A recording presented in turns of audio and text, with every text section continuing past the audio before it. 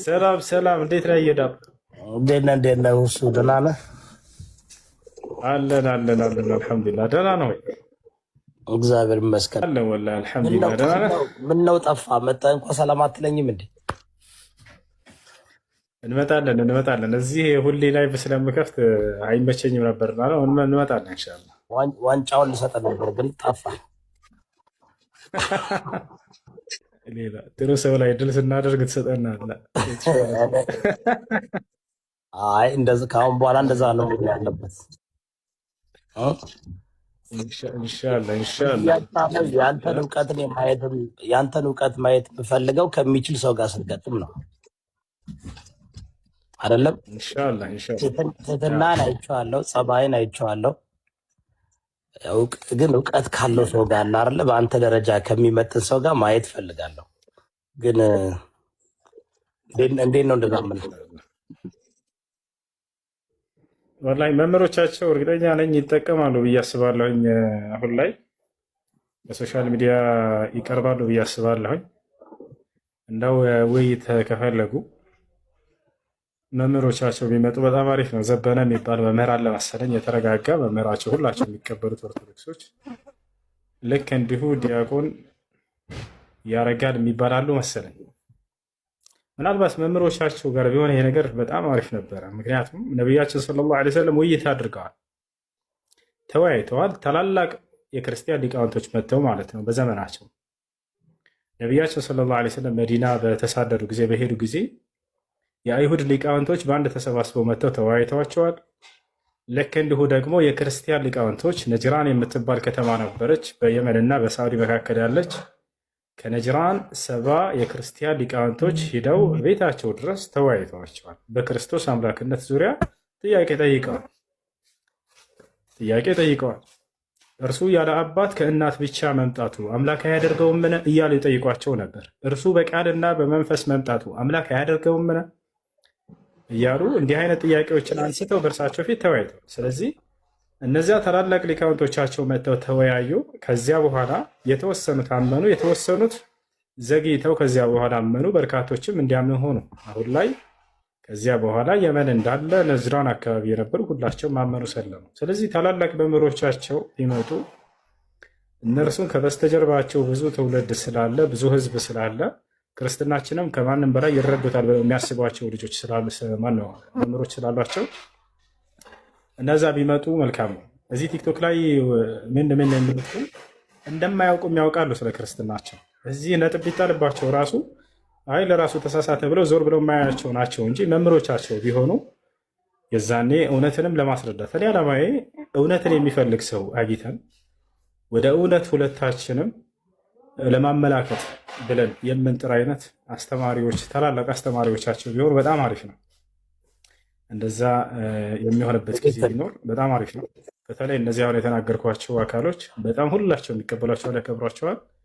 እንደምንም ብለው እንደው እዚህ በቪዲዮ ባይመጡም ችግር የለውም። በስልክም ቢሆን እኛ በላይቭ ላይ ሆነ እነሱ በስልክ ሆኖ ካልተመቻቸውም ቲክቶክ የላቸውም በሚል ነገር እንኳን እንትን ቢሉ ችግር የለውም። ያንን ነገር እንደዛ ቢሆን በጣም አሪፍ ነው ብዬ አስባለሁ። ጥሩ ሀሳብ ነው። ዶክተር ዘበነ ግን በቅዱስ ሲኖዶስ ተቀባይነት የላቸውም። የራሳቸው እንትን ናቸው። ህዝቡ ይቀበላቸዋል፣ ነገር ግን የራሳቸው ቤተክርስቲያን ያላቸው ከቅዱስ ሲኖዶስ ጋር ከወጡ ቆይተዋል። ግን በጣም ጥሩ እውቀት አላቸው።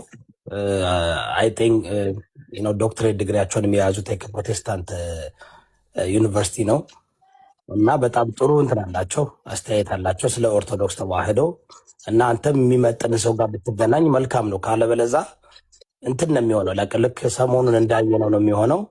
ለእኛም ደግሞ መንፈሳዊ ትምህርት ለማግኘት ነው እውነት ደግሞ የትኛው ጋር ነው ብሎ ለማየት ከታች ያለው የሚመለከተውም እንደዚ አይነት ሰው ጋር ብታረግ፣ ወይም እዚህ ሶሻል ሚዲያ ላይ እንዳየሁት ሀቅ ለመናገር እኔ ሀቀኛ ሰው ነኝ።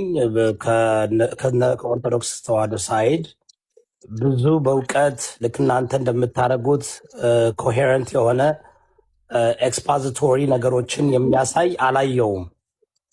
ብሽሽቅና የጥራዝ ነጠቅ እውቀት ነገር ነው እንጂ ለዛም ነው እኔ ሁሱ ለመጀመሪያ ያወቅኩ ከእፎይ ጋር ውይይት ስታደርግ ነው። እና አንደኛ መንፈሳዊ ውይይት አይ ቲንክ አንድ ሰው በፍቅርና በእውነት ነው ማስተማር ያለበት። እንትን አይደለም ይሄ አንዱ ለማሸነፍ አንዱ ለመሸነፍ አይደለም። እና በጣም ጥሩ ትምህርት ነው የሚሆነው ይሄ ለብዙዎችም ለሁሎችም። እኔ እንትን ስታንዳርዱ ከፍ ያለ አምላካችንን የሚከብርበት ህዝብም አዳምጦ ሰምቶ ወደ እውነት መንገድ የሚሄድበት መሆን አለበት ብዬ ስለማምን በጣም ጥሩ እውቀት አለ፣ በጣም ጥሩ ስብዕና አለ። ግን ደግሞ አንዳንድ ጊዜ ከማይመጥሉ ሰው ጋር ስትሆን ምን ይሆናልኝ እንትን ይላል። በቃ እንደዚህ አሁን እንደምታየው ይሆናልና ማየት እንፈልጋለሁ። እኛም መስማት እንፈልጋለን፣ እኛም ማዳመጥ እንፈልጋለን። የህዝቡን ስነ ልቦና አይተዋል። 160 ሺህ ሰው ለመጀመሪያ ጊዜ በሶሻል ሚዲያ እንደዚህ አይነት ነገር ለማዳመጥ ጥማት ያለበት ህዝብ ነው ያለው። እኔ 8 ዓመት ነው ሶሻል ሚዲያ ላይ የማገለግለው። ጥማት ያለበት ህዝባችን ጥማት አለበት እና እኔም እጠይቃለሁ፣ እንጠይቃለን። ዶክተር ዘበነ ጋር ብትወያይ አንደኛ ጥሩ ስብዕና ያለው ሰው ስለሆነ እሱም ጎበዝ እንትን ነው፣ ጎበዝ አስተማሪ ነው። ከዚህ በፊትም አድርጓል ንጽጽር ከዶክተር ቶሎሳ ጋር አድርጓለኝ፣ በስልክ አድርገዋለኝ ከ20 ዓመት በፊት ከ20 ዓመት ነው ከ15 ዓመት በፊት አድርገዋለኝ። ከሌላ ሰው ጋርም ያደርግ ነበር፣ በስልክም ያደርግ ነበር እና እሳቸውም እኔም ጠይቃቸዋለሁ፣ አንተም ብታቀርብላቸው አጥኝ የተሻለ ፍሬያማ ይሆናልኝ እና በዛ አስማማለሁ። ወንድሜ እንዴት ናችሁ? ሰላም ነው? ሰላም ነው። ደህና እግዚአብሔር ይመስገን። ይቅርታ ይደረግን ጥያቄ መጠየቅ ይቻላል? እሺ ቀጥልሽ። ጥያቄ ምን አለ መሰለህ፣ ያው በእናንተ አስተምሮ እንግዲህ የእኛ ጌታችን መድኃኒታችን ኢየሱስ ክርስቶስ ያው እንደ መልእክተኛ ነው የምታምኑት አይደል? ይቅርታ ግን ይደረግልኝ ምናልባት መልእክተኛ ነው ነብይ ነው? ያው አንደኛ ነብይ ነው መልእክተኛ ነው የምትሉት አይደል? እሺ እንደዛ ከሆነ ደግሞ አሁን ጌታችን መድኃኒታችን ኢየሱስ ክርስቶስ አሁን በዕለተ ዓርብ እንደኔ አንዲት ኃጢአተኛ ሴት ነበረች። ያው እንግዲህ ምናልባት ጥቅስ ላልሰጥህ እችላለሁ፣ ቃል በቃል ምናልባት አለ እና ማንኛውም ምናልባት አሁን ነቢይ ስትል አሁን እነ ነቢዩ ሙሴ አሉ፣ ብዙ አሉ። አሁን ምሳሌ መልእክተኛ እነ ቅዱስ ሚካኤል እነ ቅዱስ ገብርኤል አሉ፣ በእኛ አስተምሮ ማለት ነው። ቅዱስ ገብርኤል አሁን አንቺ ኃጢአተኛ ሁለተኛ እንዳትበዲ ኃጢአትሽ ተሰርዮልሻል ሂጂ ያላት ማን ነው? እንዴት? አምላካችን መድኃኒታችን ኢየሱስ ክርስቶስ አምላክ ስለሆነ ነው። አንቺ ኃጢአተኛ ሁለተኛ እንዳትበዲ ኃጢአት ተሰርዮልሻል ያላት እሱ ነው። ቅዱስ ገብርኤል ብሎና ቅዱስ ሚካኤል ብሎና ነቢዩ ሙሴ ብሎና ነቢይ ከሆነ እንዴት? ወይም በአላህ ስም ኃጢአትሽ ተሰርዮልሻል ብሎ ነበር ማለት የነበረበት። ይሄ የአካሄድ አምላክነት ለማድረግ ከሆነ በመጀመሪያ ነቢያቶች ከአምላክ ሰምተው የሚናገሩ ናቸው። ይሄ ልታወቅ ይገባል። ይቅርታ፣ አሁን ይሄ እና ለመሰል አሁን እነ ቅዱስ ገብርኤል ምሳሌ አሁን ማንኛቸውም ቢሆን በእግዚአብሔር ስም ተፈውሰሻል ወይም በእግዚአብሔርም ተፈውሰሃል ነው እንጂ እግዚአብሔር አምላካችን መድኃኒታችን ኢየሱስ ክርስቶስ ግን አንቺ ኃጢአተኛ የሆንሽ ሰው ሁለተኛ እንዳትበዲ ኃጢአት ተሰርዮልሻል ሂጂ አላት። እኛ ደግሞ ኃጢአታችን ይቅር የሚልን አምላክ ካለ እኛም ከሆነ ፈልገው ይሱ አይደል?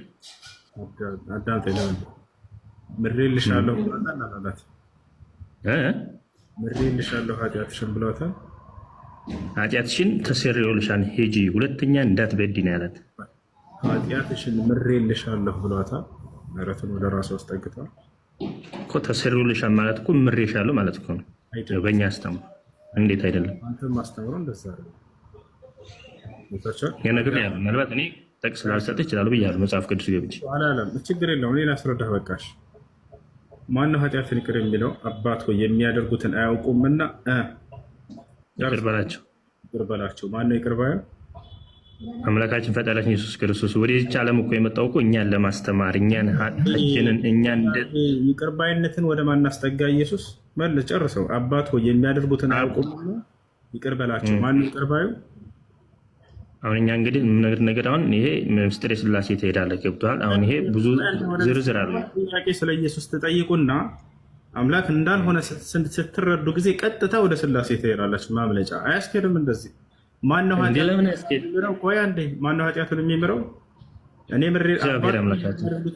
ምሬላችኋለሁ ማለት ይችል ነበር? አይችልም? ይችላል። ወደ ማን ግን መለሰ? ይሄን ምህረቱን ወደ አብ መለሰ። አየሁ አይደለ? አባቱ እንደዛ ከሆነ አሁን እንግዲህ ደግሽ አሁን በዕለተ ዓርብ ምሳሌ በቀኝም በግራም የተሰቀሉ አሉ። እንደኛው የኔ ቢጤ እንግዲያው ምሳሌ የማያውቀው እስኪ አንተ አምላክ ከሆንክ ራስህን አድን የሚል ጥያቄ አለ እዛ ላይ። አንደኛው ግን ምን አምላክ ፈጣሪያችን እንደሆነ ስላወቀ ምንድን ነው ያለው? ያን ሰውዬ ምሳሌ ሰዎቹን እኔ አላቃቸውም፣ እኔ በመጽሐፍ ቅዱስ ገብቼ አስተምሮ የለኝም፣ ግን ምናልባት የአንድ አይነት ነገር ስብከት ስለምሰማ ነው። ዛሬ አንተ እኔ ጋር በገነት ዛሬ እኔ ጋር ትኖራለህ አለ። እሺ ነቢዩ መሐመድ ሰለላሁ ዐለይሂ ወሰለም በደርዘን እሰጥሃለሁ አንተ የገነት ነህ ብለው የነገሯቸው። እኔ ወንድሜ ይሄን አዎ ልክ ነህ፣ ጠቅስ እኔ አልጠቅስም ገብቼ መጽሐፍ ቅዱስ ይሄ ሉቃስ ምናምን ነብይ አስረዳሃለሁ፣ ችግር የለውም አስረዳሃለሁ ከመጽሐፍ ቅዱስም። ነገር ግን ይሄ እሱ ተናጋሪ ነው፣ አድራሽ ነው። ገብቶሃል አይደል? ለኢየሱስ ክርስቶስ ስራው ምንድን ነው? ከአምላክ የሚመጣ አድራሽ ከሆነ እናንተ ሸክማችሁ የከበደ ወደ እኔ ኑ፣ እኔ ሸክማችሁን አቀልላችኋለሁ ለምንድን ነው ያለው? እሺ ይላል። አንድ አዳምጠኝ፣ እያዳመጥከኝ ይህን ቃል በቃል አላህ ለነቢያቶች ይሰጠዋል። አላህ ለምሳሌ ከእናንተም ከጫንቃችሁ ላይ ሸክማችሁንም የሚያስወግድላችሁ ብሎ ነቢ ስ ላ ስለም ገልጿቸዋል። እንዴት ነው ያ ከተባለ ሰዎች ያንን ኃጢአትነቱን ከነቢያት አንደበት ሲማሩ ጊዜ ጽድቅን ሲማሩ ጊዜ ከኃጢአት ይርቃሉ፣ ወደ ጽድቅ ይመለሳሉ። የዛኔ ያንን ሸክም አስወገደላቸው ያ ነቢይ ማለት ነው። የህዝቡንም ኃጢአት ያስወግዳል ይላል አይደለ? ነቢ ስ ላ ስለምንም አላህ ሲገልጻቸው ከኃጢአታችሁም የሚያነጻው ላይ ይገልጻቸዋል። አሁን ምንድን ነው እዚህ ቦታ ላይ ኢየሱስ ክርስቶስ ስራው ማድረስ ነው። ይህን ቃል አድራሽ ነው። ከእርሱ ከራሱ አንዳች አይም እኔ ከራሴ ብናለ አንዳች አልናገርም ተናግሯል። ዮሐንስ ወንጌል ምዕራፍ 8 ቁጥር 40 ላይ ምን አለ? እኔ ከእግዚአብሔር የሰማሁትን እውነት የምነግራችሁ ሰው ነኝ አለ። አየህ፣ ንግግሩ ከማን ነው? ከእግዚአብሔር። በልይ ተባለ የምለውንስ እንዴት እንደምናገርም እርሱ ሰጠኝ ቃል እያለ ይናገራል። እርሱ ነው እንጂ የሚነግረውን እየተናገረ ተምሮላችኋል፣ ገነት ትገባላችሁ እያለ ሲናገር አድራሽ እንደሆነ ራሱ ተናገረ። በቃ ዘጋ። ምናልባት አሁን መጽሐፍ ቅዱስ አረዳደ ብዙ ጊዜ አሁን እከታተላለሁ እገባለሁ። መጽሐፍ ቅዱስ አረዳደ ግን እንደኛ አስተምሮ አይደለም። መጽሐፍ ቅዱስ የምትረዳው ቀጥታ ይሆናል አይደለም። መጽሐፍ ቅዱስ ስትረጉም ብዙ ነገር አለ። ኢየሱስ ክርስቶስ የሚናገረው ንግግር ከራሱ ነው ወይንስ ሰምቶ ነው? ችግር የለው ከራሱ ነው እንጂ አይደለም። ማስረጃ ልስጥህ ማለት ወይ ንገረኝ። ዮሐንስ ወንጌል ምዕራፍ 8 ቁጥር 40 ከእግዚአብሔር የሰማሁትን የምነግራችሁ ሰው ነኝ አለ። ሰምቶ የሚናገር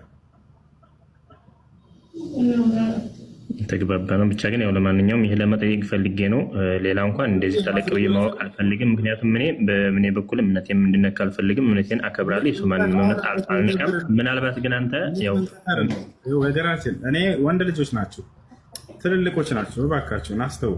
እኔ እምነትን አልሰርብም፣ እኔ አልናገርም። ግን አሁን ጠየቅ አይደል? ምናልባት አሁን ሰሞኑን ያው እንደ ነገር ፍስፍሽ ይያይቻላል።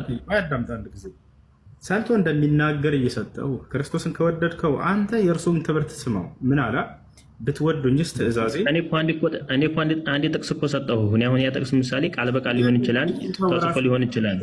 በዕለተ ዓርብ ምሳሌ ሐዋርያቱ ጋር ተቀምጦ ያቺ ሴት ገባች። ሐዋርያቱ እንዲህ ምሬልሻለሁ አላላትም፣ ሰርዬልሻለሁ አላላትም። ምንድን ነው ያደረገው? እኔ ነግረ ይህን የሚያውቅ ያስገባል። ምናልባት ጽሁፍም ሊሆን ይችላል ቃል በቃል ያውቃሉ።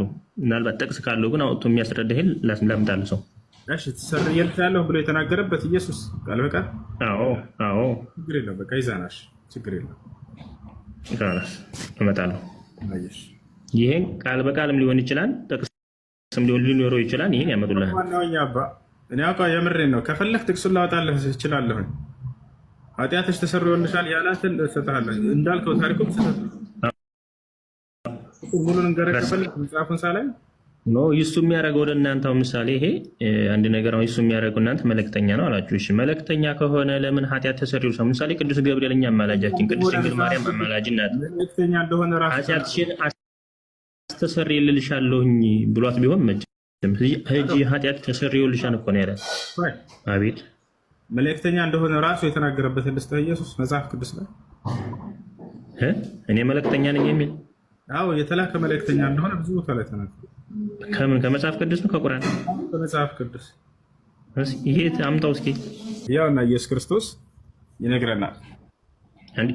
እውነተኛ አምላክ ብቻ የሆንክ አንተን አለ አብን ማለት ነው። እና ከላይ ሲጀምር ኢየሱስም ይህን ተናግሮ ወደ ሰማይ ዓይኖቹን አነሳና እንዲህ አለ፣ አባት ሆይ እያለ እየተናገረ ነው። እውነተኛ አምላክ ብቻ ይሆን ካንተን ካለ በኋላ ስለ ራሱ ኢየሱስ ሲናገር ምን አለ? የላከውንም ኢየሱስ ክርስቶስን ያውቁ ዘንድ ይህች ነች የዘላለማዊ ሕይወት አለ። የተላከ ነው ኢየሱስ ክርስቶስ መልእክተኛ ነው።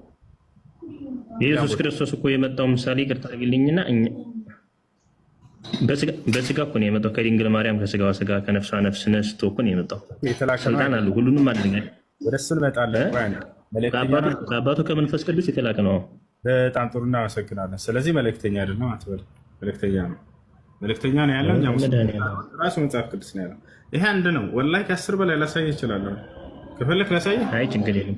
ትምህርቱን ማስተማርህ ጥሩ ነው፣ ግን ምናልባት አንዳይ ነገር እንደዚህ ሰው ጋር እንዲያነካካ ብዬ ነው እንጂ ችግር የለብኝም። እምነቴን እኔ ራሴ አውቃለሁ፣ ግን እኔም ይሄን ለማለት ስለፈለግኩ ነው። ያው እና ኢየሱስ ክርስቶስ ምን ይላል? ያን ጥቅስ ግን አመጣልሃለሁ። ማቴዎስ ወንጌል ጥያቄ ያለኝ ኡስታዝ፣ እንዴት ነህ? ሰላም ነህ?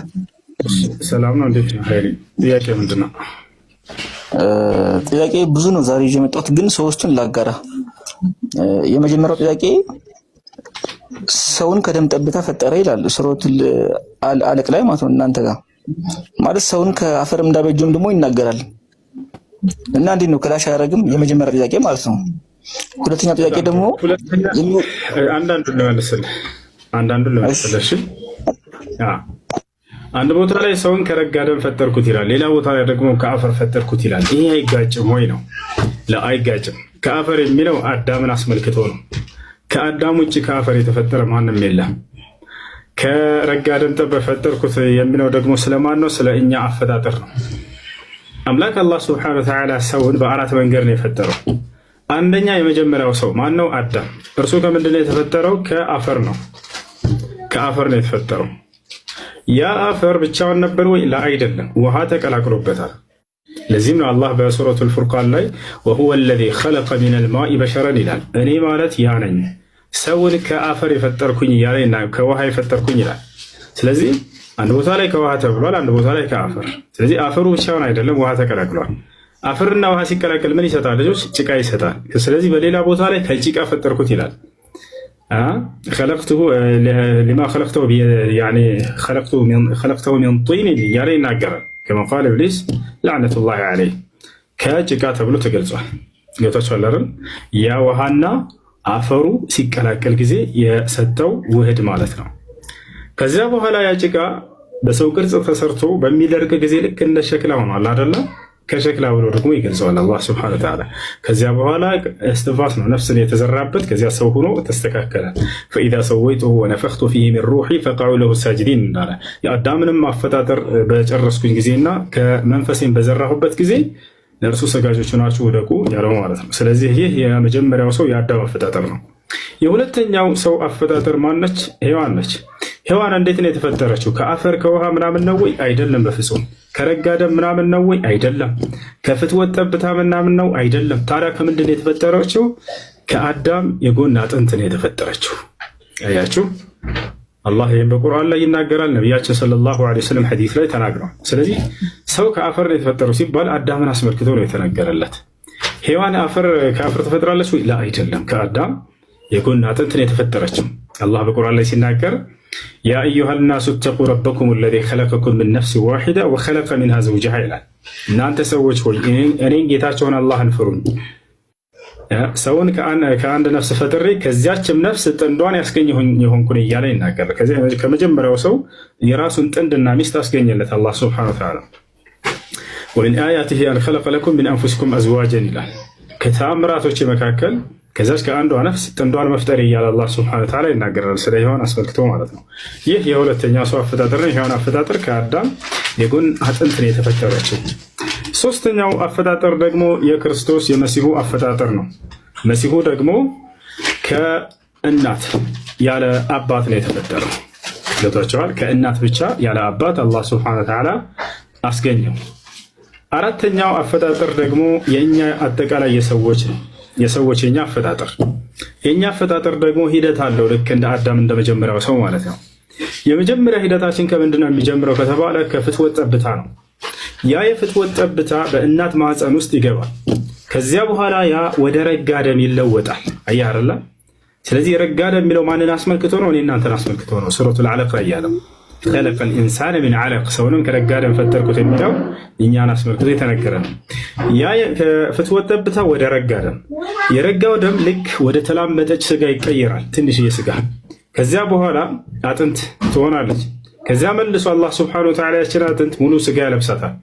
ከዚያ በኋላ ነፍስን ይዘራባታል። ከዚያም ያለች ሰው ሆኖ ይወለዳል ማለት ነው። ይህን የገለጸበት አላህ ሱብሓነሁ ወተዓላ የቱ ጋር ነው ከተባለ ሱረቱል ሙእሚኑን ثم جعلناه نطفة في قرار مكين ثم خلقنا النطفة علقة فخلقنا العلقة مضغة فخلقنا المضغة عظاما فكسونا العظام لحما ثم أنشأناه خلقا آخر فتبارك الله أحسن الخالقين يلا يعني يسويشن አፈጣጠር ይናገራል ማለት ነው። ከአፈር ሲል አዳምን አስመልክቶ የተነገረለት ነው። ከረጋ ደም ሲል ጊዜ ደግሞ እኔ እናንተን አስመልክቶ የተነገረ ነው ማለት ነው። ገብተዋል?